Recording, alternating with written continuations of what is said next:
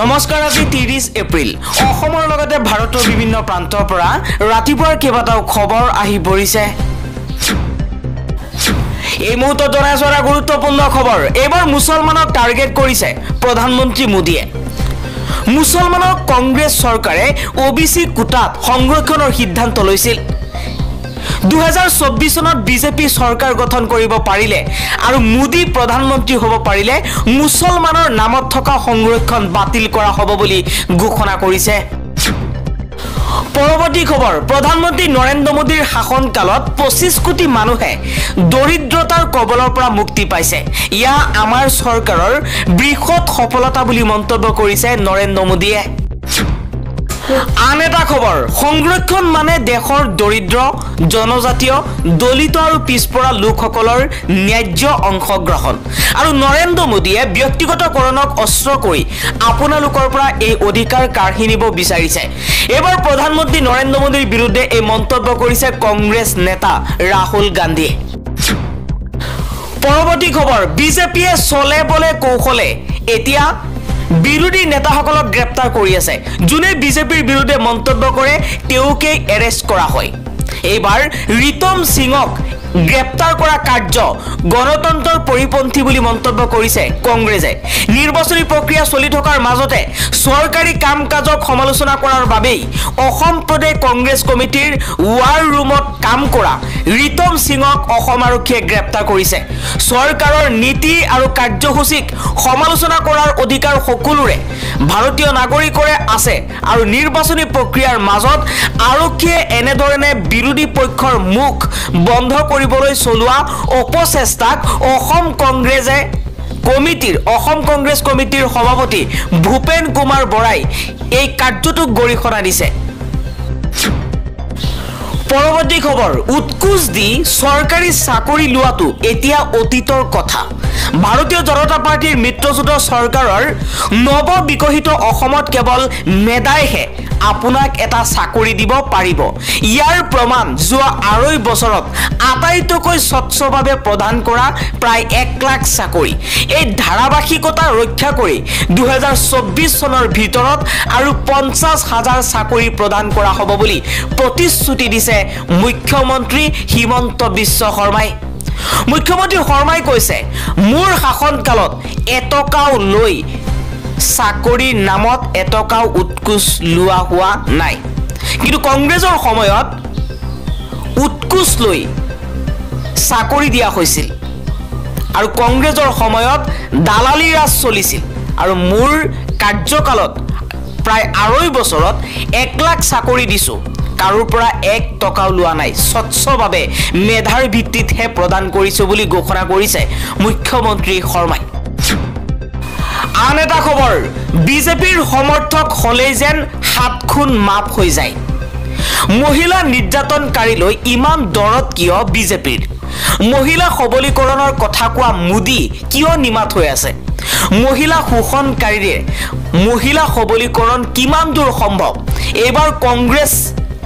নেত্ৰীয়ে এই প্ৰশ্ন কৰিছে প্ৰধানমন্ত্ৰী মোদীক যি প্ৰধানমন্ত্ৰী মোদীয়ে কয় সবকা সাথ সবকা বিকাশ হে প্ৰধানমন্ত্ৰীৰ শাসনকালতেই নৰেন্দ্ৰ মোদীৰ শাসনকালতেই এতিয়া নিৰ্যাতনৰ বলি হ'বলগীয়া হৈছে মহিলা পৰৱৰ্তী খবৰ দেশত অপৰাধ কৰি অপৰাধীয়ে দেশৰ পৰা পলাই যায় হিয়া নেদেখে প্ৰধানমন্ত্ৰী মোদীয়ে কিন্তু মোৰ কন্যাৰ খবৰ ল'বলৈ গ'লে প্ৰধানমন্ত্ৰীয়ে গম পায় বিজেপি মিত্ৰজোঁটৰ প্ৰাৰ্থী প্ৰজ্জ্বল ৰেৱান্নাৰ প্ৰসংগৰে এই প্ৰশ্ন কৰিছে প্ৰধানমন্ত্ৰী মোদীক প্ৰিয়ংকা গান্ধীয়ে আন এটা খবৰ যি মুছলমানৰ ইমান নাই সেই মুছলমানেহে বিজেপিক জিকাই অনাৰ কথা কয় অলপ সুবিধা আৰু টকাৰ কাৰণে মানুহ ইমান তল পৰাটো ঠিক নহয় বেছি দিন নহয় কেইদিনমান আগৰ কথা মনত পেলাই দিছো সকলোকে উচ্ছেদ হাৰাশাস্তি কৰা হৈছিল বিজেপিৰ ফালৰ পৰা হাজাৰ মুছলমানক উচ্ছেদ কৰা হৈছিল কিন্তু তাৰ পাছতো সেই বিজেপিক লৈ ব্যস্ত হৈ পৰিছে একাংশ মুছলমান সেইবোৰ মুছলমানে বিজেপিক জিকাবলৈ উঠি পৰি লাগিছে কেইটামান টকা আৰু অলপ সুবিধাৰ বাবে ইমান তললৈ নমাটো ঠিক নহয় অসমৰ সামগ্ৰিক উন্নয়নৰ প্ৰতি লক্ষ্য ৰাখি বিজেপি চৰকাৰক ভোট দিয়াৰ আহ্বান জনাইছিল জামাত উলামা ই হিন্দে। তৃতীয় পৰ্যায়ৰ নিৰ্বাচন হ'বলগীয়া 4টা সমষ্টিত মুছলমানসকলে বিজেপি মিত্ৰজোঁটৰ প্ৰাৰ্থীসকলক জয়ী কৰি অনাৰ আহ্বান জনাইছিল জামাত উলামা ই হিন্দে। আৰু এই মন্তব্য কৰাৰ পাছতে এতিয়া অসমৰ বিভিন্ন প্ৰান্তত প্ৰতিবাদৰ সৃষ্টি হৈছে যে একাংশ মুছলমানে জামাত উলামা ই হিন্দে এই আহ্বান কৰাৰ পাছতেই এতিয়া প্ৰশ্ন হৈছে যে মুছলমানসকলক ইমান অত্যাচাৰ কৰাৰ পাছতো, উচ্ছেদ কৰাৰ পাছতো, হাৰাশাস্তি কৰাৰ পাছতো বিজেপিৰ প্ৰতিয়েই মুছলমানৰ যেন দয়া। আন এটা খবৰ, আগন্তুক 5 দিনলৈ ৰাজ্যত হ'ব ধাৰাসাৰ বৰষুণ, হ'ব শিলাবৃষ্টি বজ্ৰপাত, ঘণ্টাত 50 কিলোমিটাৰ বেগত আহিব কাল দুমুহা। বতৰ বিজ্ঞান কেন্দ্ৰই জাৰি কৰিছে এলাৰ্ট। এক ডাঙৰ খবৰ জনাইছো, ৰাজ্যৰ বতৰ বিজ্ঞান কেন্দ্ৰৰ ফালৰ পৰা এক ডাঙৰ খবৰ জনোৱা হৈছে। আগন্তুক 5 দিনলৈ ৰাজ্যত হ'ব ধাৰাসাৰ বৰষুণ, শিলাবৃষ্টি, ঘণ্টাত 50 কিলোমিটাৰ বেগত কাল দুমুহা আহিব পাৰে বুলি বতৰ বিজ্ঞান কেন্দ্ৰৰ ফালৰ পৰা এই কথা জনোৱা হৈছে। পৰৱৰ্তী খবৰ, বিপদ বাঢ়িছে ইজৰাইলৰ প্ৰধানমন্ত্ৰী বেঞ্জামিন নেতান্যাহুৰ। যিকোনো মুহূৰ্তত গ্ৰেপ্তাৰ হ'ব পাৰে বেঞ্জামিন নেতান্যাহু। ইজৰাইলৰ প্ৰধানমন্ত্ৰীৰ বিৰুদ্ধে ICCয়ে জাৰি কৰিছে গ্ৰেপ্তাৰী পৰোৱানা। হাহাকাৰ লাগিছে সমগ্ৰ ইজৰাইলত। এই নিৰ্দেশনা জাৰি হ'লেই বিশ্বৰ আন প্ৰান্তলৈ ভ্ৰমণ কৰিব নোৱাৰিব ইজৰাইলৰ প্ৰধানমন্ত্ৰীগৰাকী।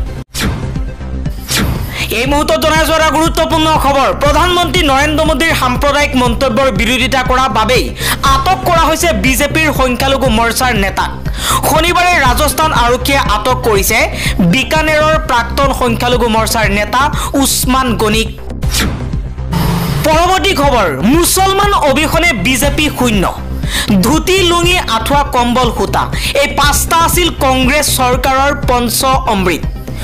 অসমৰ জনসাধাৰণৰ বাবেই এই পঞ্চমৃত আঁচনি প্ৰস্তুত কৰিছিল কংগ্ৰেছ দলে। হাজোত আজি ফণীভূষণ চৌধুৰীৰ হৈ বিশাল নিৰ্বাচনী সভাত এই মন্তব্য কৰিছে মুখ্যমন্ত্ৰী ডক্টৰ হিমন্ত বিশ্ব শৰ্মাই। আন এটা খবৰ, যি সময়ত মুছলমানক উচ্ছেদ কৰা হৈছিল সেই সময়ত মুখ্যমন্ত্ৰী হিমন্ত বিশ্ব শৰ্মাৰ